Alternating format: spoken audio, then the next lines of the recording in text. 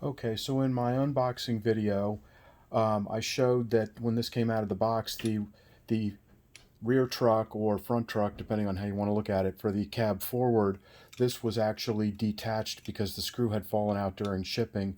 Someone specifically asked me to make a video showing how I was able to reattach this truck so the train can run correctly. So I'm going to actually take it apart in an attempt to show as best I can how to put it back together. So it's held in place with this one screw right here. So go ahead and take that screw out, and it doesn't actually pop out of the hole.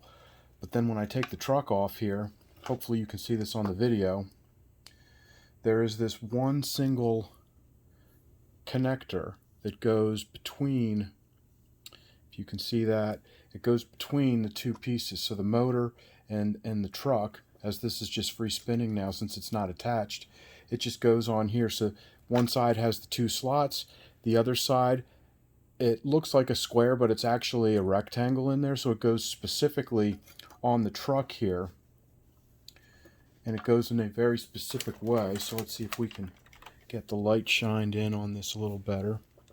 I don't know how well you can see it in the video, but on the truck itself, there's a bit of a slot. Now what I find is that it's easiest if I line it up.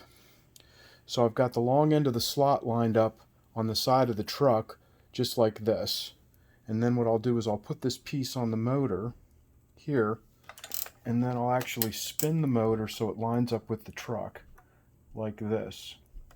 And you need to make sure that when you go to put this back on here, that you don't turn the wheels at all, or it'll come out of alignment. That's actually kind of hard to do properly.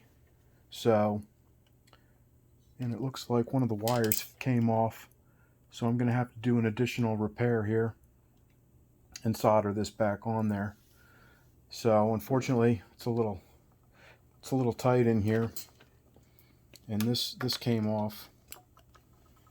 So this is just a quick repair job. I pulled on it too tight, obviously.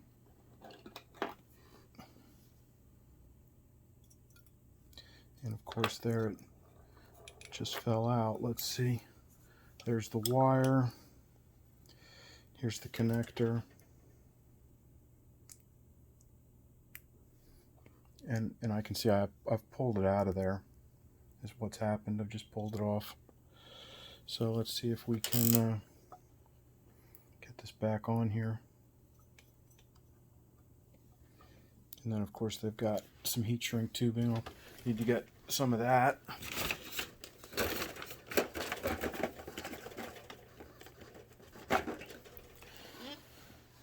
So let's go ahead and I'll cut a little piece of this. So obviously when you're working on these things, you don't want to pull on the wires too tight like I apparently did here, because I just quite literally pulled it right off of this. So see if we can just slip it back in. Yeah, I can slip it back in there.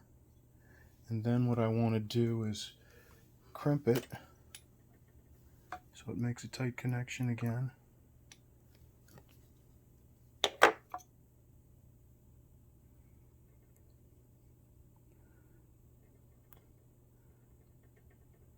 course, I'm going to need to open this up first.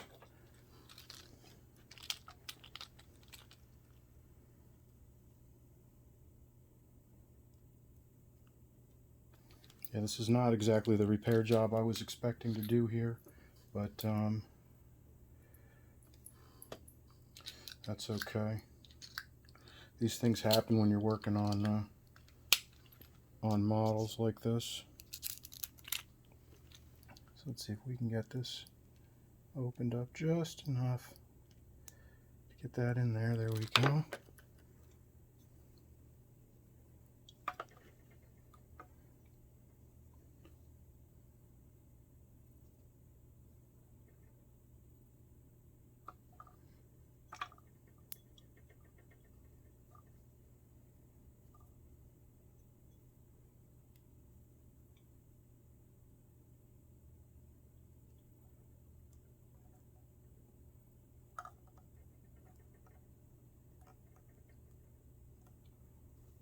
and see if we can crimp it down on that piece, get it to stay in there.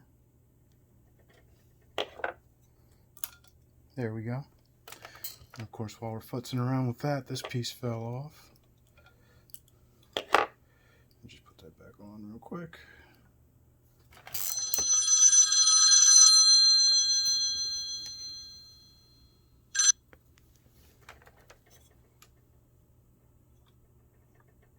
Okay. So that's back on there. And then they had a piece of heat shrink tubing, which I've got that little piece I just cut.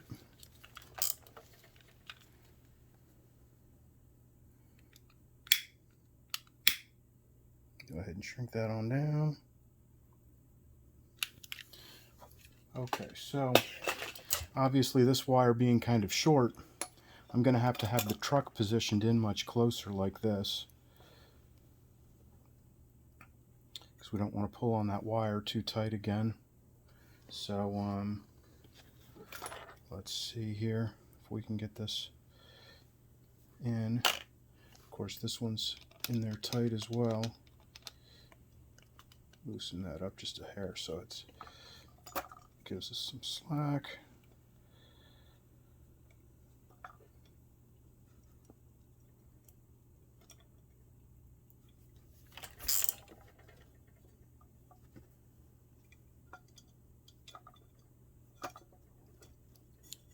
As you can see, this is kind of fussy work. Get some of these pieces lined up correctly.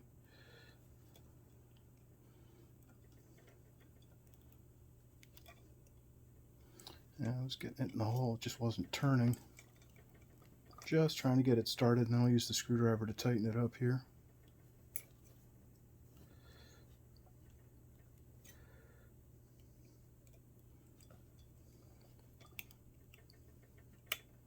It's not turning. Hopefully it's in there just enough. There we go.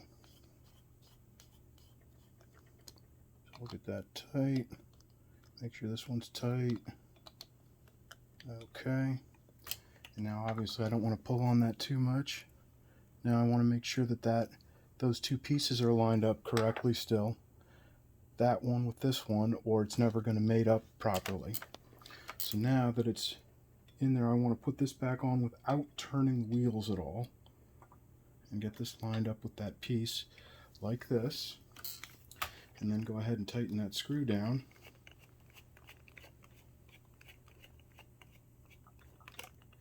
Like that. Now I don't want to kill it, but I do want it in there with a good firm tightness. And one of the things I like to do first before I do anything is make sure that it's in there correctly. I've gotten this to this point and it wasn't seated properly, and then this didn't turn at all, and of course you don't want to try to run it like that because it'll stall the motor and cause, you know, something to burn out the motor or board, who knows what.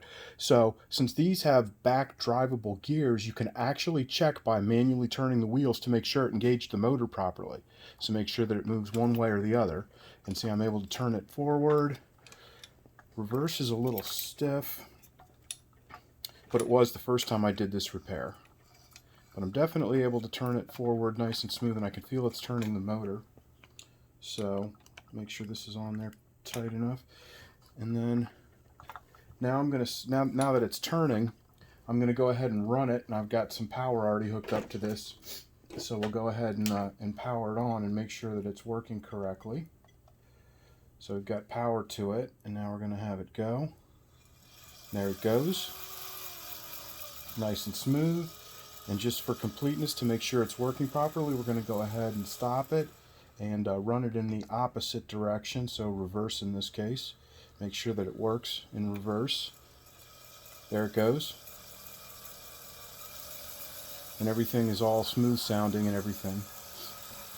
So, as you can see, it's not a super hard repair to do, but you've got to be careful because of those wires I showed you, and like the one that I pulled out, because there's not a lot of room, and you just have to make sure that you get those pieces lined up properly, because otherwise it's either not, the screw's not going to go in at all, or if it goes in, it's going to be binding the connection, and then it won't allow the motor and the wheels to actually be attached correctly with those slots and those grooves, so that it'll turn and run correctly like I have it right now. So also, just to let you know, I actually do have, in the first video I showed, I have another cab forward from the 2007 catalog. I actually have a total of 5 Lionmaster articulated engines, and with the exception of that that other cab forward from the 2007 catalog, all the other articulated Lionmasters, where both sets turn like this, all the connections fit this way. Not just this one, but all the ones I have going back to the 2011 Big Boy, which was actually a legacy version of that Lionmaster. They all fit in the same manner. So this repair is not just specific to this engine, but it's specific to almost every Lionmaster with the with the 2 sets of drivers like this. I hope you found this video helpful.